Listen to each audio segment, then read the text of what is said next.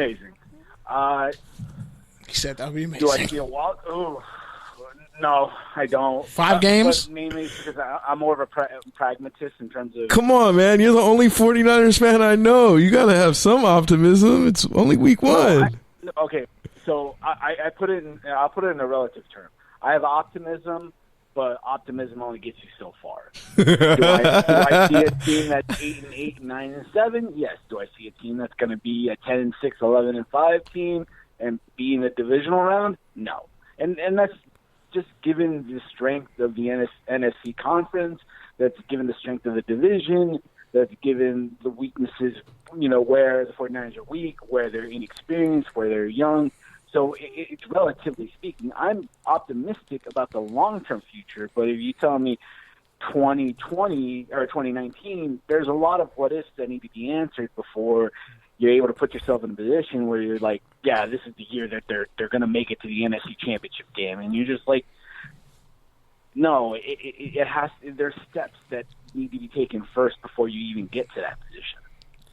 So, we're a few years into the Shanahan and Lynch regime, and, with all the headlines that Dante Pettis and Solomon Thomas have been making this year, how do you grade the front office's progress at both drafting players and ultimately developing them? So it's the two sides of the coin. Yeah. For me, when I think of player development, I think of the coaching staff. When I think of player selection, that's obviously the front office. Now, I think the coaching staff has done a far better job of developing players than the front office has at selecting players. But it's not like they're separate entities, just given how much influence Kyle Shanahan has over the decision-making and the roster building of the team. Now, you can say, like I go back to a lot of the what-ifs. A lot of the what-ifs have been based around kind of the injuries that this team has faced, and a lot of it is built around, like you bring up Solomon Thomas and you bring up Dante Pettis. Well, Solomon Thomas and Dante Pettis are kind of two prime examples of it. I mean, I know Dante Pettis is getting a lot of heat right now, but if you just look at his last month and a half of football in the 2018 season, he had this kind of very promising end to a season that kind of should be building to a even bigger step. And now, given all the hype around Deebo Samuel and Jalen Hurd within the 49ers fans, he's been taking this kind of position where, oh, well, you haven't shown as much promise as them, which means you're already a bust. Solomon Thomas, I mean, a lot of people forget that the end of his 2017 season was really, really promising. He was one of the better edge run defenders the last 6 weeks of the season, and then he lost his sister, and all anyone can think of is, well, he only had 1 sack in 2018, instead of saying, this is a guy that was going through as hard of an experience as anyone could ever face, and all they really cared about was, oh, well, what's he doing on the field? Yeah. So player development has been hindered by so many other things that really don't take into account just how young these guys are. Yeah. And as far as that, because when you look at who they've drafted at receiver, the free agents they got at running back, I mean, McKinnon's injury was unfortunate. They pick up Coleman in the offseason. And then you look at Kittle, who was like this staple of that offense. I mean, where do you see this team looking offensively going into the season? Do you think they might sneak up on somebody? Oh, I definitely think so. I think a lot of people, they'll look at what the 49ers can't do instead of looking up what the 49ers will do. And the few staples in the Shanahan offense, they'll be able to run the ball and they'll be able to create a lot of yak, a lot of yards after the catch. And that's what they built this entire receiving group around. And I'll throw in George Kittle, I'll throw in the tight ends, I'll throw in the running backs, because all of it's interdependent amongst itself, because that's the way Kyle Shanahan works. You just look at it from the perspective of, you don't have a target greedy player on this roster. Now, a lot of people are going to point to George Kittle, but even George Kittle, if you just think about in comparison to guys like Zach Ertz and Travis Kelce, he's not going to command the ball as much as those guys, because Kyle Shanahan is the kind of offensive play caller that wants to spread it around as much as possible. So you'll get a mix of everyone. There won't be a single one dominant receiver on the team, even though George Kittle is obviously the best of the group. Now, a lot of it will be kind of a week by week. A lot of it will be, the scouting, the opposition scouting reports, what their weaknesses are, what their strengths are. Some weeks, George Kittle will have to play more of a decoy role.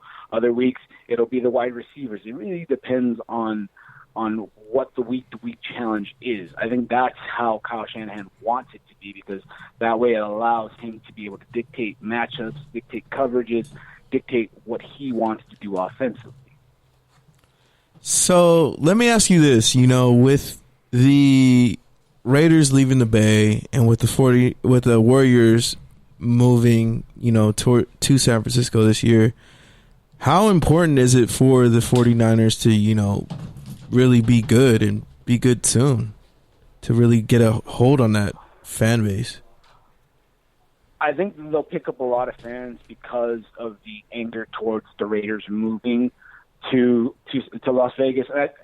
The Raider fans are going to always have their diehards.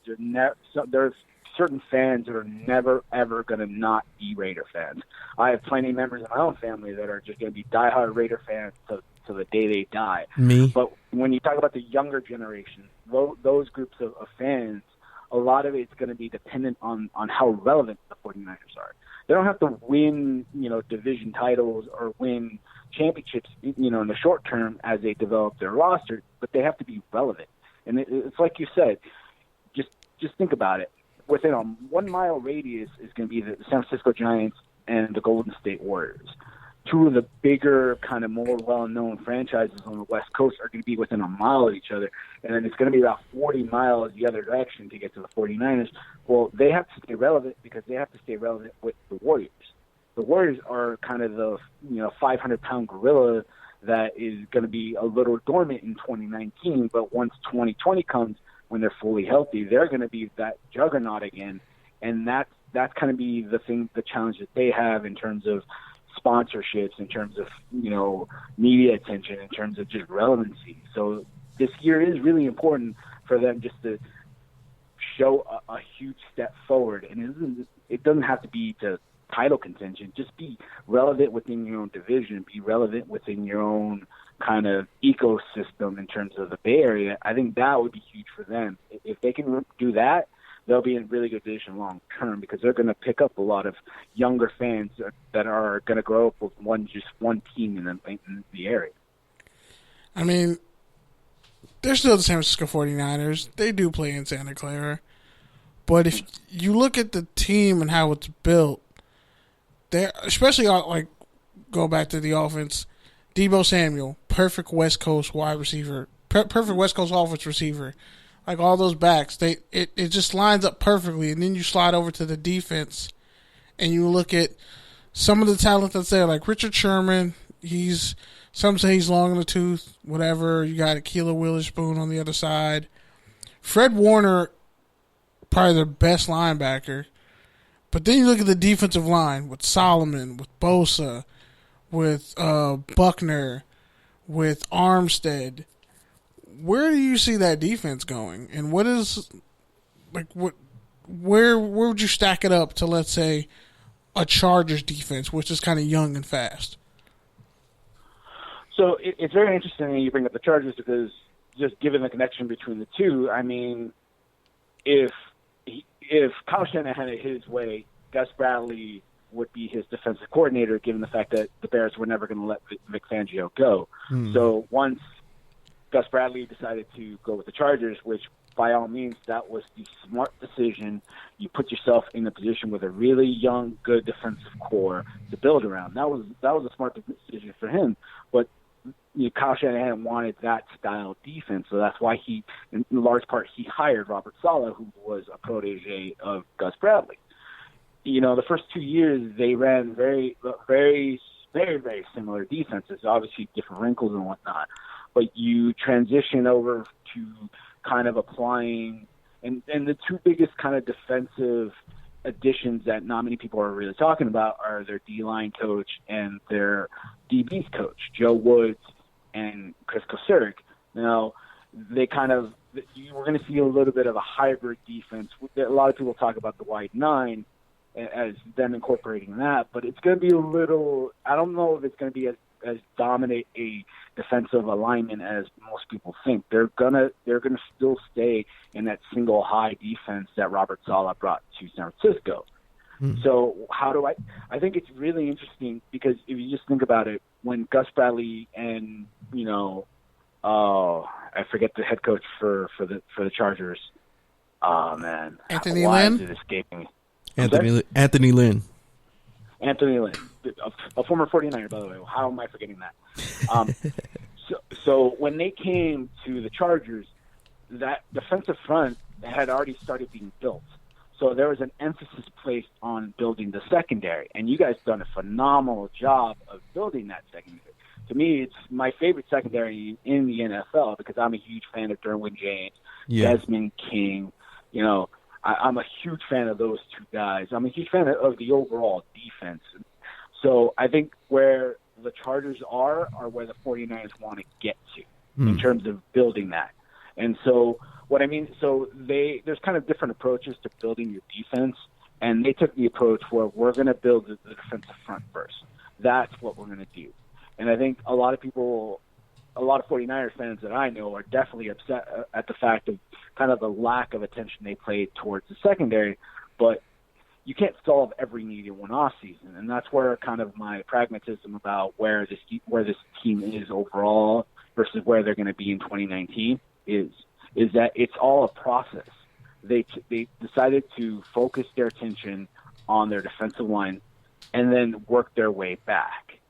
You guys already had some of that in place when Anthony Lynn and when Gus Bradley got to LA, so that's why they started building that secondary. So it's kind of that progression. Eventually, it's going to get to the point where they're going to build that secondary. It's just going to take time. But as of right now, the strength of the defense has to be in the front seven. If the front seven can't hold their own, they're screwed. Just plain simple, they're screwed. But if that defensive line and those linebackers, if they can do their jobs, then you start seeing the weight the kind of weight of it all being picked up. All ships kind of float to the top, kind of a thing. And with that, because you look at the Seahawks and you look at the Niners and you look at those like back when the Niners and the Cardinals were trash, or like just in those intense games where like every game between those two every year was a field goal to win it at from 53 yards out for a couple of years. It was just that intense. And you look at a Kyler Murray and what that offense is supposed to do, and you have all this ingenuity going on, defensive genius on the part of the Rams and the Seahawks, and then you look at the Niners and the Cardinals. Where do you feel like the Niners have the edge? Ooh, that's a great question. I think they really do have an edge in terms of their offensive play calling and their offensive design. To me, obviously, defense. Look, you have Wade Phillips and you have Pete Carroll in the division. You have you have a former head coach who's a Super Bowl winning defensive coordinator, and you have one of the legendary defensive head coaches who fielded one of the legendary defenses in the histories of league. I mean, between the two of them, I think they have a combined 90 years of coaching football. That's probably older than the entirety of the 49ers coaching staff. They're like those two men. So it's hard to say where they have the edge. I do think they have the edge in terms of offensive play calling. The reason I won't say that about the Cardinals is because we've never seen Cliff Kingsbury at this level. I mean, he was a sub-500 coach in the Big 12 at Texas Tech. He couldn't even get above 500 in his own conference as a college coach.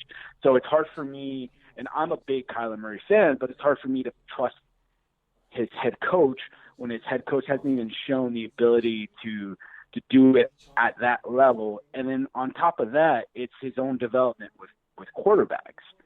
It really wasn't until Pat Mahomes got with Andy Reid did we see that development. It was